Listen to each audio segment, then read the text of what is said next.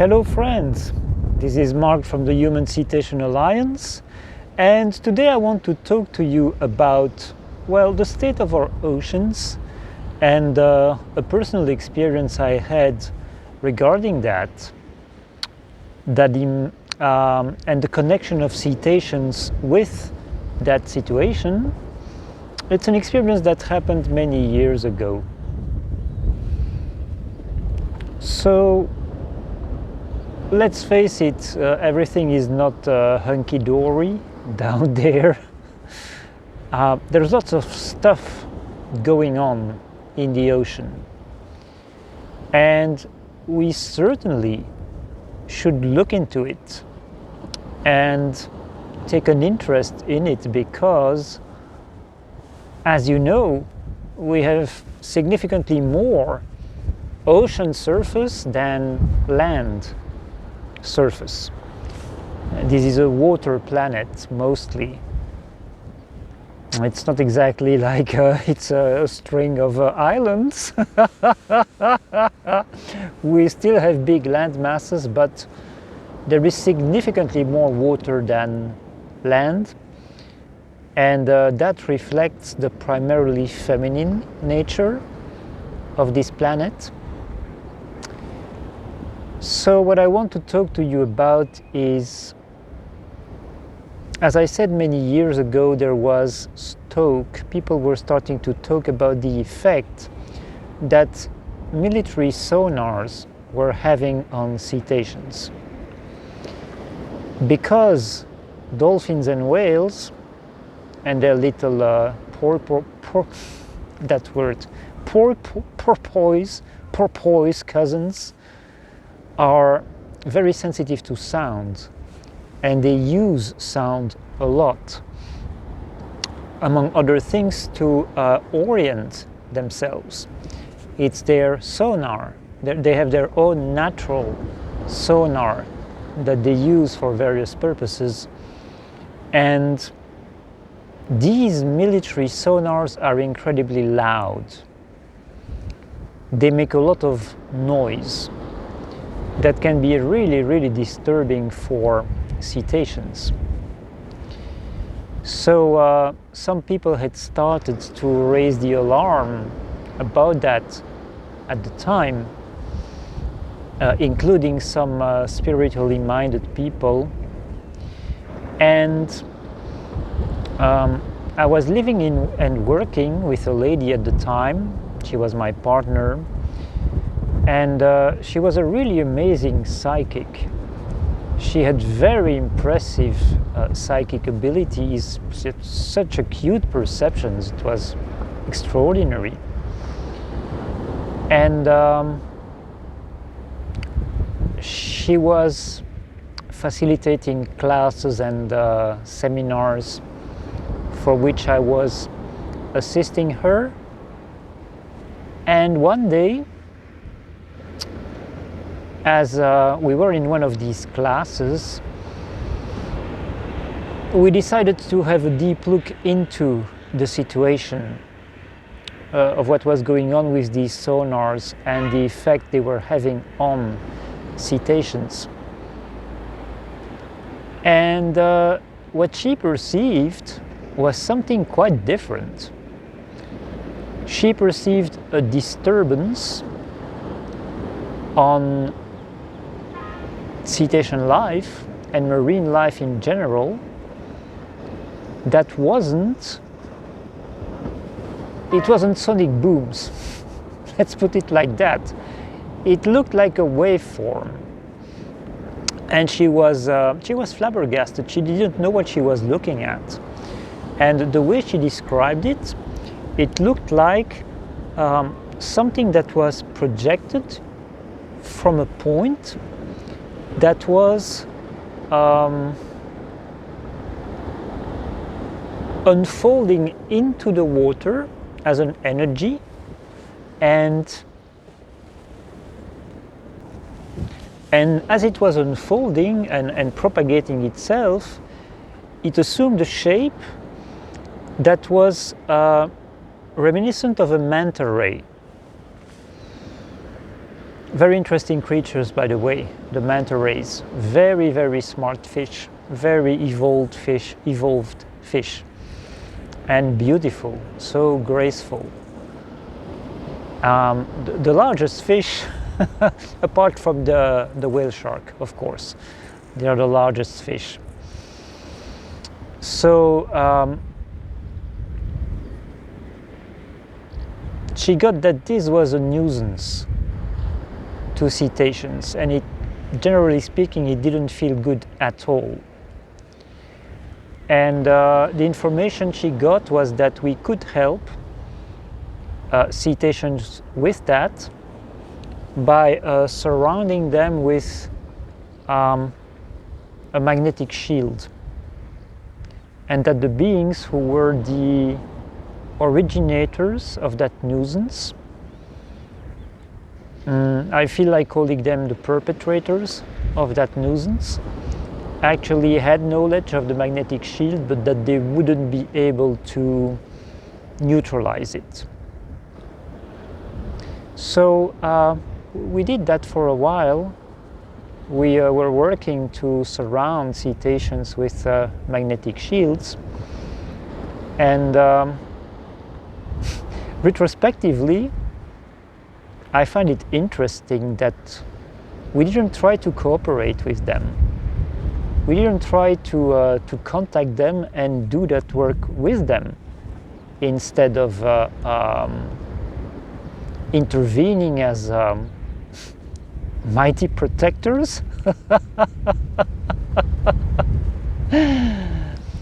So for whatever reason, we didn't have that awareness that the best approach would be to cooperate with them rather than offering support and protection that, well, they hadn't requested in the first place, but without even asking whether they were okay with it. Anyway, we had good intentions and we did it. But the part I really want to tell you about is that the night that followed that class where this all happened, where she had the perception of that energetic nuisance, she, in her sleep, she traveled interdimensionally, and she went to an underwater base that was emitting that waveform, that was broadcasting it in the ocean. And she found herself in front of an ET gray. Now I say ET, but apparently from its perspective, it felt quite at home. It had a strong opinion that this was its territory. Because what I'm saying it because I don't know whether that being was male or female, and anyway, I don't want to elaborate too much on the Greys, the many versions of the Greys, but it told her, you cannot do this. I am living here. And what it meant by that is that machine they were using to produce that energetic waveform in the ocean water was actually adjusting the environment to the Greys' needs, to their physiological and energetic needs, which is very telling. Because if you're so at home, why would you need to energetically terraform your environment? Why would you need to calibrate it? And as I see it, distort its energy in order to make it suitable for your own needs? Obviously, that doesn't make any sense. So that's what it said. You cannot do this. I live here. To which she replied, well, I live here, this is my planet. And then the gray guy, well, or gal, the gray being, had a response that was also very telling. He pointed a weapon at her. And because she was in her multidimensional self, she wasn't impressed at all. She actually found that reaction rather pathetic. It was like, oh dear, poor little thing. So the reason I'm sharing this with you is to really make it evident and insist on the fact that there are lots of shenanigans that are happening in our oceans, and that we need to take care of business. Now, of course, it's not only disrespectful beings who are having these activities that we are not aware of in the oceans. So there are entire underwater cities in our oceans and underwater civilizations, and some of them are very respectful. And our own terrestrial civilizations, land civilizations, also have outposts, underwater outposts. The US Navy, for instance, has a strong underwater presence. They have underwater bases, but as I have just explained, they are far from being the only ones. And some of the technological activity that is taking place down there is nefarious. It is nefarious, and it's not just beings who are trying to force the energetic environment into a version that they feel comfortable with. It is also for purposes of disruption and purposes of helping with control and trying to take over, etc. So cetaceans, of course, are aware of that, and they are cooperating with underwater civilizations to manage that situation. And we have a role to play in that too. We have a role to play in that too, because we are the most powerful species in the universe. And I know that is a claim that many people will scoff at and find absolutely ridiculous because of the way we behave in the current diminished expression of ourselves, and the very, very limited access we have to our natural abilities because of the very, very heavy imposition that has weighed upon us. But it is true. It is true. We are the only species in the universe that has that structure of inhabiting a physical template and temple, a physical body that is a microcosm of the entire universe.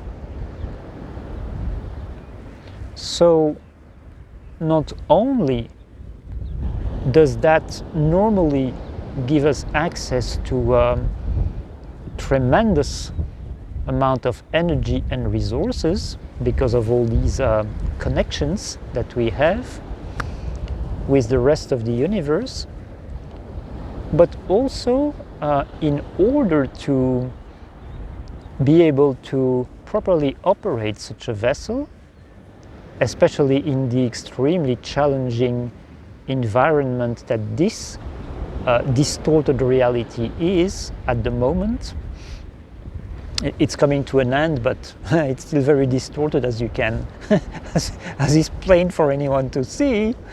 You need to be an extremely capable being. You need to be extremely experienced and ancient in this universe. So we are very powerful. We are very powerful, and we need to claim our function and status as reality managers more and more. And it is very desirable that we partner up with our cetacean brothers and sisters to clean up the oceans, not only of physical pollution, but also of energetic interference, energetic manipulation. So that is one of the primary focuses of my online course, the Human-Cetacean Alliance, that is going to have its next run in early June, and the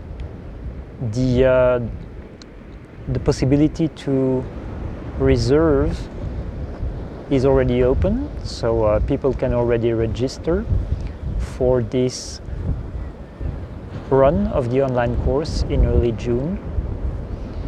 And it is also one of the main focuses of my retreat in Madeira, in the island of Madeira, the Pearl of the Atlantic. That's one of its names.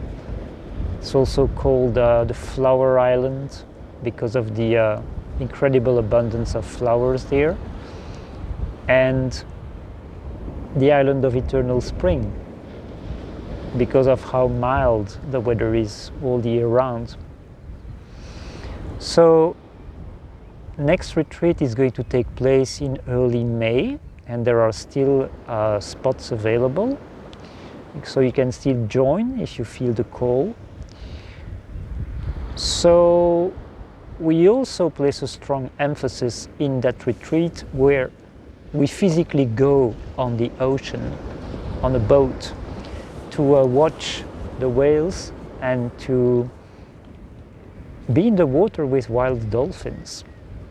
You cannot do that anywhere else in Europe. Yeah, it's off the coast of Morocco, so geographically it's not exactly Europe, but it's a 1 hour flight from Portugal, so, and it belongs to Portugal. So we do that.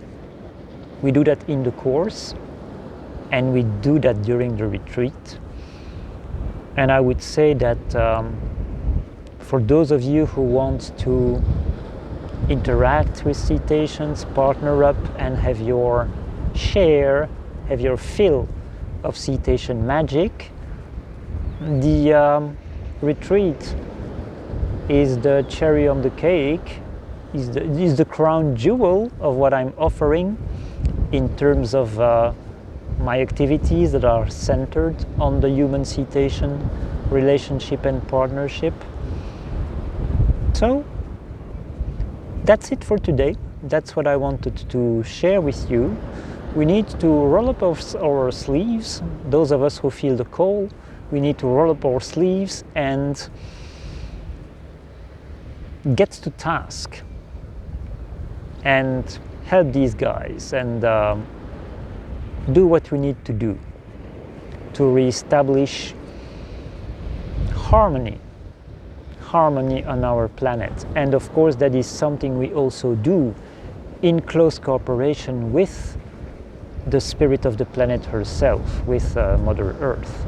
So she's part, she's an integral and essential part of that work, because this is her body, this is her physical body, so of course she has to be part of it. All right, so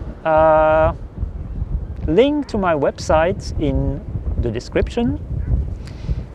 And that's all I have to say to you today. So I'll see you soon for another video. In the meantime, I wish you the very best. See you soon. That was a bit muffled. See you soon. Take care. Bye bye.